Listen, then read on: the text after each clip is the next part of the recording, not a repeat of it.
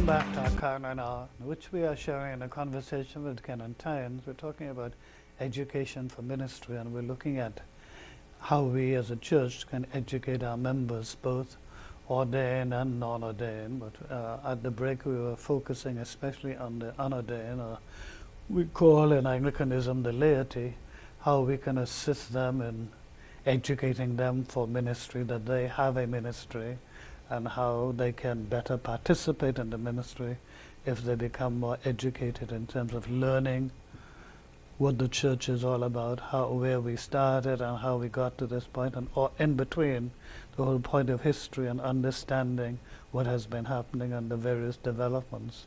That there's a rich mine of facts and teaching that they're to be garnered and to be understood. And it takes time and it takes effort, but above all else, it takes an interest to be so willing. Now, at the break, we were saying that people find the time and the ability to do what they want to do, but very often they use a shortage of time as an excuse, or they say they're too busy.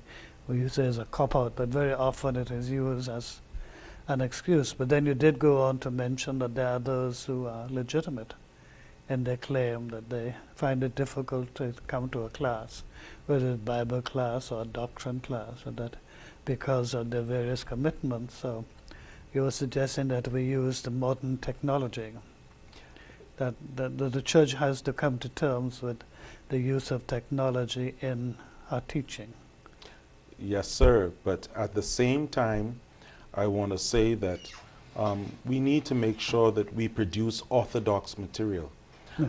I'm concerned because I often say to the people at St. Barnabas, rockfish looks just like grouper. But if that rockfish is poison, you're going to live to tell the tale. And I believe that it's important for us to be able to gather good, solid, historical data and information so that we're able to sieve through a lot of what goes on the internet. And I think there is a great danger of just simply jumping on the internet and going to any material without having specialized to be able to identify and see what is there. I always tell people you got to be able to tell the difference between what is wheat and what is chaff. One is meant for human consumption, the other is actually hog food. And we need to make sure that in terms of people using the internet, they have to have the tools. And this is one of the reasons why we spent 11 years going by chapter through the Bible at St. Barnabas, because it gave us the opportunity of equipping the people with the basic tools to understand the text, understand when they're receiving solid teaching rather than just fabs of our particular age. And we got to be very careful of that. You know, in the 21st century, there's a lot flying around that really has led a lot of persons astray.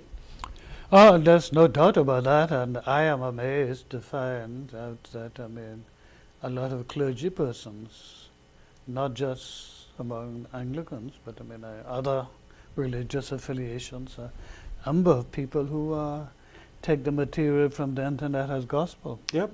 Without any critique and no attempt to analyze and relate it to their own context, but just to dish it out.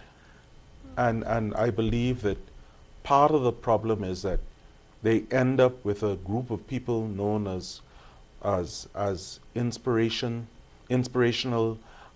speakers, who may lack the theological background that is necessary for them to make sure that they do not tread on areas where they're not supposed to be. And we have a lot of problems in terms of our own context here in the Bahamas, where there are persons who have developed certain doctrinal slants that don't necessarily line up with the scriptures. No, but that's been happening throughout the period. Yeah. From the beginning, certainly from the time of that. And if you knew the church history, church history will help you to discern what is wheat and what is chaff. I mean, you had in the early church a group of Gnostics who wrote quite a number of books. You And know, the some Gospel of Gospels. Mary, the Gospel of Thomas, quite a number of other things. And the good thing about it is, while working through the patristic era, I've been able to get the people of St. Barnabas to see and to read some of these materials so that they understand how they have gone off base. But that has been a part of the process. And the more we understand of where we've come from, I think it really helps us to discern what we have before us, whether it be on the internet, whether it's printed material, whatever it is. I think we must do as much as we possibly can to open the eyes of our people so that they're able to discern what is really of God and what is not. Well, that's a given. Very often that effort is not being made. Yes, sir. But at the same time, we recognize that there is a use for technology. Definitely. And it has its place in our attempt to train people and to educate them for ministry. And the good thing about it is that I know I have about 2.5 pages of email addresses that every Wednesday morning I make sure I go to my office and I send out emails to those persons with regards to the Bible study materials. And then the doctrine materials, we send them out once every so often so that people have one of the handouts that we're using and they're able to keep up with the class. But it is something that is useful if used in the proper way, Bishop. But then don't you need then in every congregation persons who are equipped with the technology, Definitely. who are knowledgeable in it, and also who will assist in disseminating And collating, I think. Exactly. I think that it's easier to disseminate, but in terms of being in touch with people, and as important as that is, it seemed to me that you can relate it also to preaching, because you're trying to use a technology to send out the information, and some people they readily receive it and would take note of what is being sent. But very often in our preaching, it seems to me that we don't seem to connect with the people who are present, physically present in the church, or even if you're doing a radio broadcast or TV broadcast, present in the audience. And the words are there, but the connection does not seem to be made. And I think it's important for us to be able to go back, not only with the scriptures, but also with church history, to get people to identify with what happened back then and what we're presently going through in our present context. And it is important for us to understand, the writer says there's nothing new under the sun.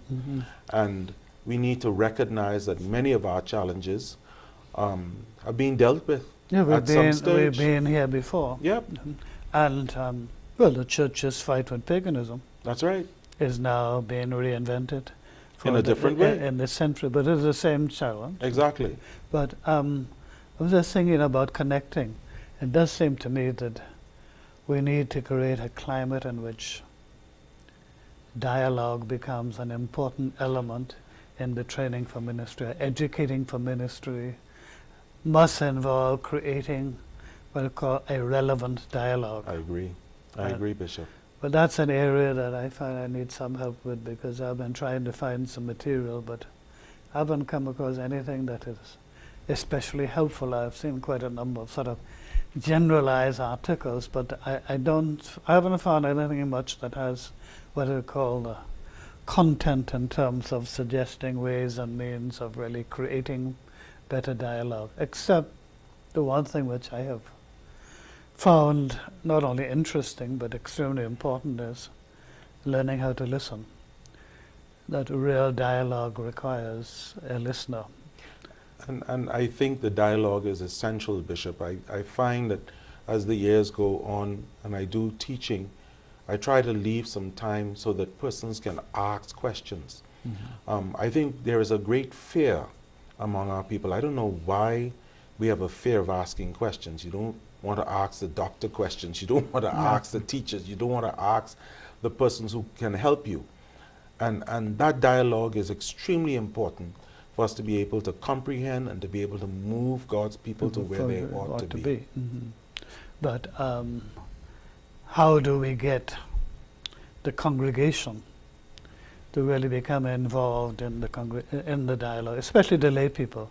I think one of the things that has to happen is that in terms of even the Eucharist, I think it's so formal and in some places so rigid that it doesn't give an opportunity for that dialogue to take place. And I think in a real sense, we have to get to the stage where we allow the teaching and the dialogue to come in play so that people can ask relevant questions with regards to their faith.